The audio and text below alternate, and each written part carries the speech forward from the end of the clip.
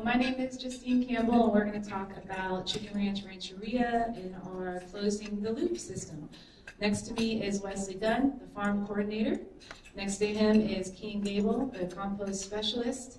And then next to him is Ismael, who is our climate resiliency project manager. So what we're going to talk about today a little bit is our program growth, the grants that we use to get that growth, our tribal farm, our composting system, the edible food recovery, and then our future goals and a little bit more of the efforts that we're working on here at Chicken Ranch. We're going to start off with what I kind of joke around is our historian, Wesley Dunn here. He's been with us the longest, and he's going to go over our pilot project from the beginning until now. All right, thank you everybody for being here. So I'm just going to go briefly to this timeline, let you know how we started and how we built our capacity to be where we are now. All right, so a lot of this was inspired by SB 1381 or 1383, the new Senate law that wanted everybody to separate their food waste to keep it out of the landfill. And so what we started looking at was organized recycling, and we went to all the different casino kitchens and looked at the food streams and tried to start talking to staff about separating their food waste. We started a pilot garden and composting over at the facilities department. That's where I started. And we got the funding through GAP.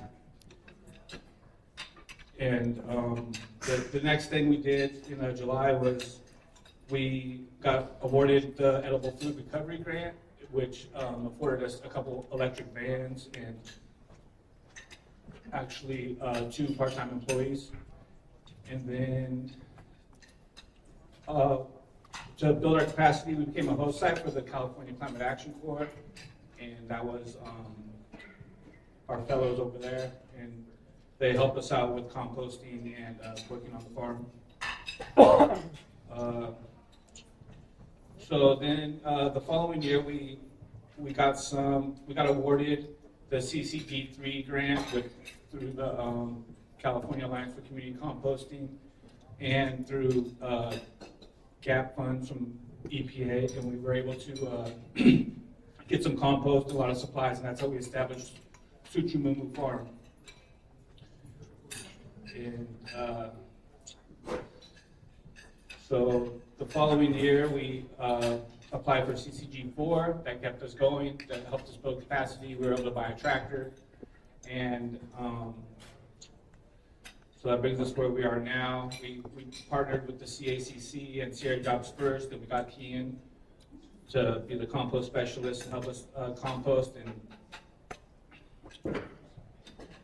so this is the farm where it started out, very small, just 8 raised beds, and we still use this area now to grow native plants and flowers and different herbs. So this is our farm site. There's 14 acres across the highway in trust land that we looked at. We hunted down a bunch of spots, and this is the spot we looked at. And we used all the field dirt from when they built the new casino to level out a 1 acre plot. And then just me and Ish and our boss, we literally we got some compost through GAP funds, and we just started building these beds, and we started off with 32 100-foot beds, all built by wheelbarrows and buckets, just put in work. The way we were able to do that was most of our whole program was through grant funding. And so the first grant we got, the CCG4, that was materials and supplies, equipment, and a lot of education and outreach through the California Alliance for Community Composting. The EPA grant, we were able to get a truck and then more materials and supplies, and it paid for my position. Then Cal Recycle, we got the money for an EFR, which they'll explain more about that program coming up. But that's all the food that that we were getting that could have still been eaten, we didn't compost it. We actually donated it to different food pantries in the area. So now we are working on the TNAP. And then Justine's going to talk more about Suchumumu Farm. We adopted that name. That's one of the original village names. It means nature's spirit here on the property. Hello, thank you, Wes. So Suchumumu Tribal Farms, like he's saying, is across the street. It is a new farm, and it is 1 acre fenced in. And so we're hoping to fill that entire farm with produce that we can take to the market and supply to the casino. Currently, we are supplying vegetables to the restaurant. So if you go into the restaurants, there are certain vegetables that you'll be eating that come directly from the farm. Especially if you go to Perch, the one that's on top of the casino, we supply a lot of food for their restaurants. We supply to the tribal members and employees through a bi-weekly farm stand that we set up in the admin building, and the employees get to come and shop for their own personal farm stand that's from the farm. They really enjoy that one. And then the daycare, Little Peeps, we bring vegetables to them, and they also have raised beds in the daycare where they're, as Stephanie said, teaching the kids about farming that way. And we have future goals of going out to Jamestown through CSA and being in the market there. So a little bit about our tribal farm. So throughout this conference, I've already heard a lot on regenerative agriculture. And when I started in the ag world, that was a new term. I remember taking a whole workshop on how to teach conventional farmers regenerative ag techniques. And I'm so happy now to hear that it is kind of going out into the world. And California is definitely leading the way in that movement, so that's wonderful for them. And how we do regenerative ag on the tribal farm is, first and foremost, we're thinking about food systems that support 7 generations in the future. That is something that is key to Chicken Ranch Tribe, is that everything that they do is in support of 7 generations in the future. And I feel like also that can connect very closely with farmers, as I hope and I believe that they are also thinking about generations to come. So regenerative ag for us is that we do little to no soil disturbance in our ground. We do absolutely no till, and we could not till anyway because our farm is as you were saying, is a fill farm. So the soil that was once here is taken to our farm. And when you move large amounts of clay like that, you have almost like 3 steps back in the farming world. Because when water comes on that type of surface and you start farming on that, it becomes very, very compacted. So it's very hard to build a farm on filled dirt. But we're doing great, and Wes has done a great job so far. So little to no soil disturbance. We are incorporating animals. We have chickens and a little chicken tractor that they move all through our farm and help us with our soil. Living roots in the ground and crop diversity at all times. We are striving for organic. Absolutely no synthetic chemicals are going to be on our farm. And we're always thinking about what's going into the soil and what's going on the plants. Which leads to the next one of thinking of the future generations. And then one thing that I think gets left out a lot on regenerative agriculture and its principles is that one of the major ones is fair wage and a good working environment for the farmer and the assistants on the farm. That is a key principle in regenerative ag. So we are making sure that our farmers are getting paid as much of a livable wage as we can. We're making sure that they're being heard and seen on the farm, and that if something comes up that they're uncomfortable with, that they can openly communicate to us and we fix that for them. We're making sure that they have every need taken care of and access to shelter and breaks and food and following all the regulations that we can so that they are having a productive and happy time on the farm. Something about regenerative agriculture and the difference between regenerative and sustainable, and I always want to point out and kind of give a little bit of a mindset shift, is that if you're riding your bike down the road and you have a horrible wreck and you're scraped up from head to toe, you wouldn't want your wounds to be sustained at that level, right? You wouldn't want them to stay open and bleeding. That's sustaining. You want your body to regenerate, which is what it's meant to do. And our soil and our forests and our land, it regenerates itself. And we want to be part of that regeneration, and that's what these principles are helping people get back to, is allowing the soil to regenerate itself. And so that's what is really important to key to supporting 7 generations in the future. And some of the challenges and wins that we're coming up against right now, and that's a picture of me with all the chefs from the restaurants here. Said, I want to introduce myself, I want to get to know you, I want us to have a farm to chef relationship before we have a farm to table relationship, because it starts with the person that the produce is going to, which is the cooks.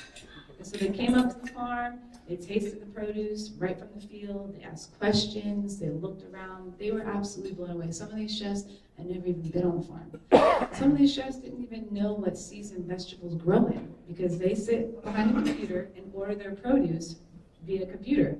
I want this broccoli in the middle of summer. I want this asparagus in Christmas.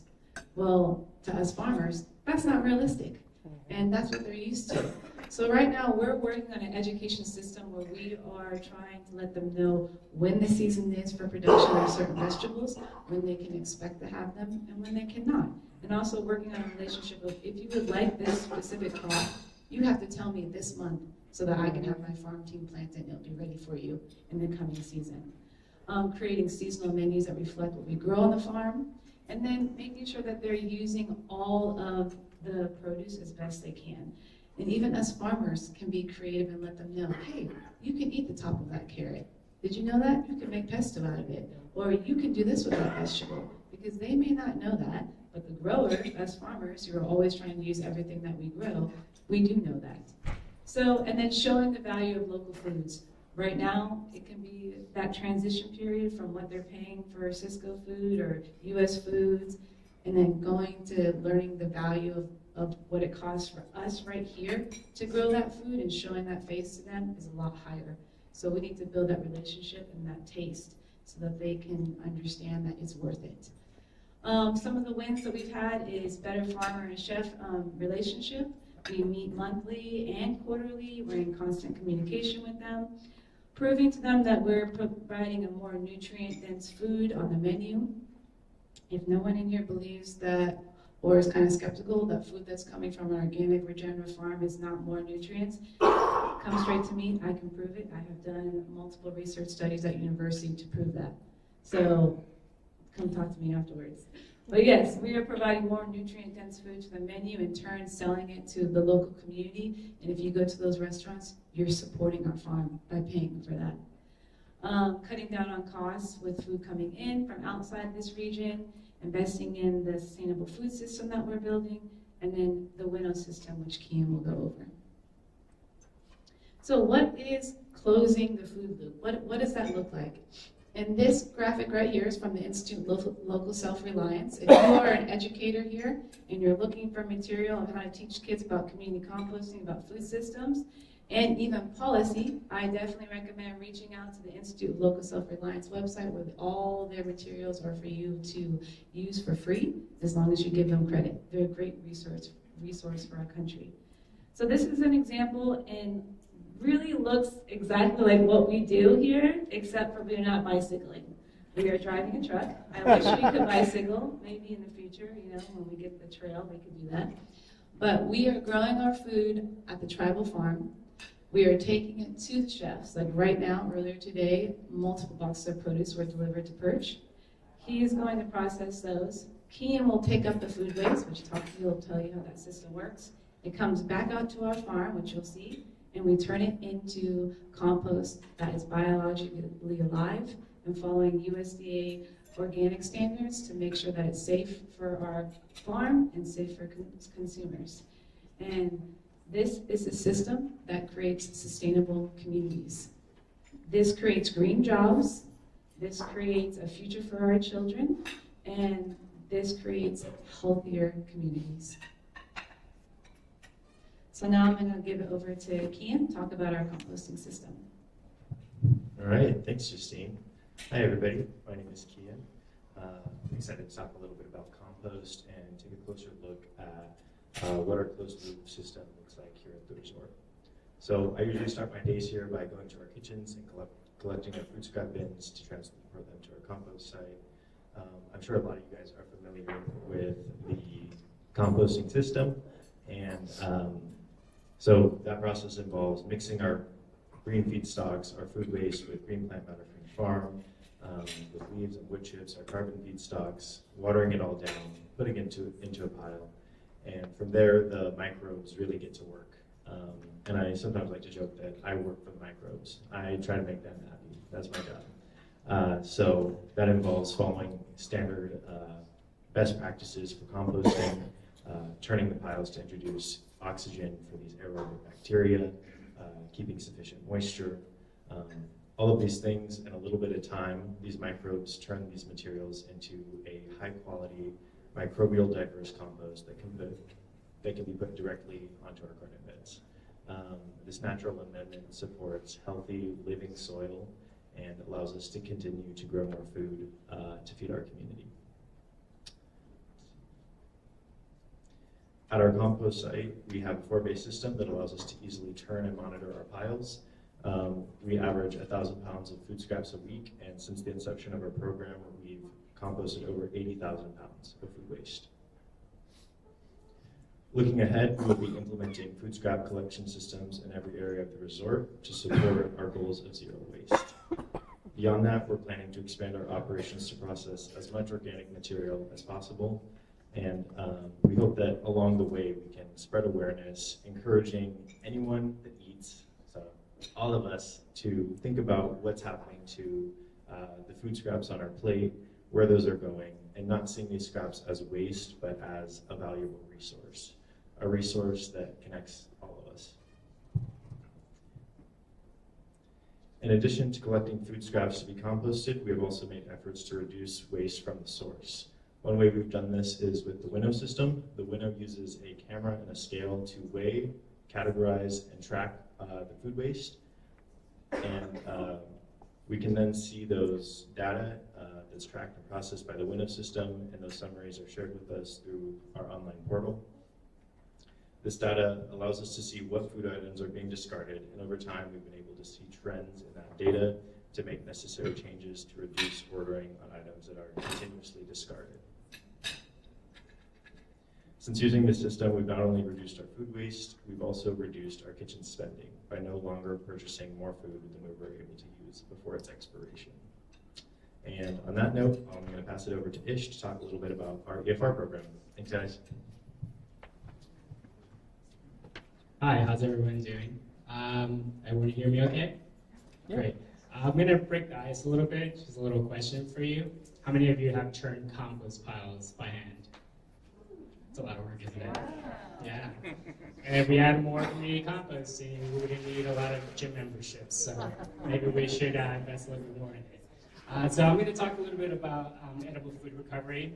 They've been talking about some of the closed loop parts of this program, but we didn't really touch on the edible food recovery yet. And so what is edible food that's being recovered? Raise your hands if you've had any leftovers that are 3 days old at least. Who's had leftovers that are at least 3 days old?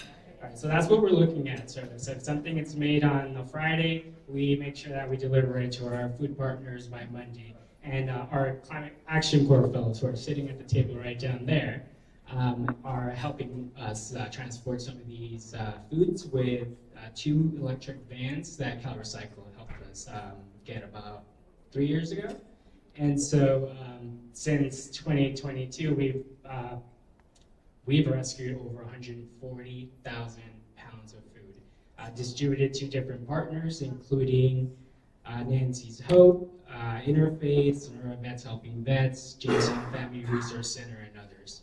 So, like they mentioned, we're focused on SB 1383, which requires our food waste at least 70% by this year to be diverted to landfills, from landfills to composting, and about 25% of our food waste that's edible, direct that towards people, then animals, then composting, right?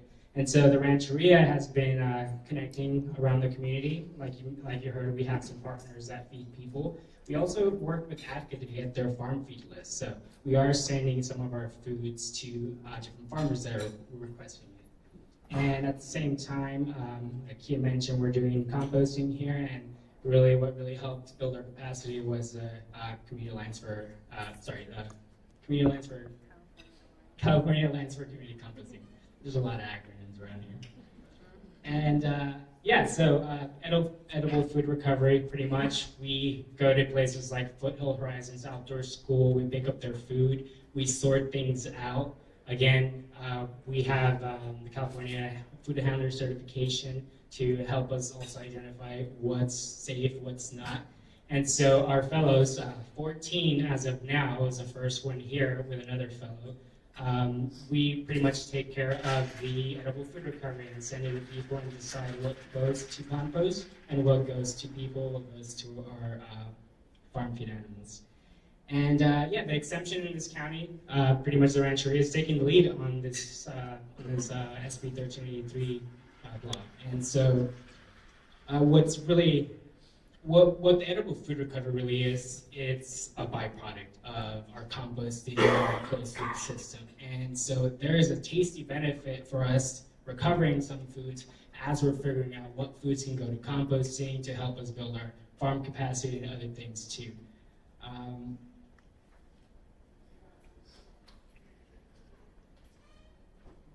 And I mean, one of the things we can kind of focus on is like, what is the impact on our community? We have greenhouse gas emissions, right? That probably won't stay here because we have a transfer station, but we're going to be impacting our neighbors down in the valley, right, wherever this thing lands too. So apart from mitigating some of those greenhouse gas emissions, we're thinking about our lands, we're thinking about 7 generations, we're thinking about our neighbors, and making sure we're capturing some of this energy that's up here and using it to support our community, support the tribe. And again, the point is to create a closed-loop system so we can be self-sustained and at the same time help out the community, because anything that you do up here really is community-oriented, and you gotta lean on each other to make it work. And now I'm gonna pass it over back to you, Justine. Thank you, Ish. And also feeding the people, especially people who may not have the means to pay for premium foods. So this helps feed everyone. Food access for all. Additional efforts and goals that we have is we do use, ignore that bottom, we do use what's called the mill. We give access to all of our employees to have, to be able to compost their food waste. So in all the break rooms throughout the campus, we have a mill and they can throw their food scraps in there. We have, like we said, chickens that are providing us eggs and doing some composting for us. Our future goals is to be financially sustainable. That is very hard in the agricultural world. And if you were over across the hall in the ag breakout session, I had a question that said, does anyone know of a farm that is fully self-sustaining, that can support itself through and through with no grants, pay its employees a fair wage, and keep going? Please let me know. And please let me see your spreadsheets, because I have searched all over the country for that farm and I have yet to find one. So please share the knowledge with all of us. Then we would like to sell our compost eventually, our what we like to call boutique compost, because we're taking very good care of it. Selling our produce, and then again CSA boxes and supplying to restaurants in the community. To end it, we just have some photos. So there's our recent farm stand right there for the employees. They get to come down during their break and pick fresh produce right there in their admin hall. There's Wes leading a little composting demonstration. We have the garden is just beginning down below, some chickens. Me and Kian work on the compost. The chefs are over there checking out the compost piles, so making sure that they have access and they can see it. I don't know if anyone here has stuck their hand in a finished compost pile and smelled how earthy and aromatic it is, those microorganisms that we're trying to go, they're in charge of that smell. And what they do is they're releasing happy hormones in your head to get you connected to that compost. The same thing happens when it rains and the rain hits the soil. Microorganisms are bouncing off into the air, and that's why everyone's like, ooh, it smells so good out here, and it makes me happy when it rains. Those are microorganisms. They're all around us. They're all around our food, and like Kian said, we all are up here to make them happy so that they can provide nutrient-dense foods for us. Thank you so much, and thank you for being here at Chicken Ranch Rancheria.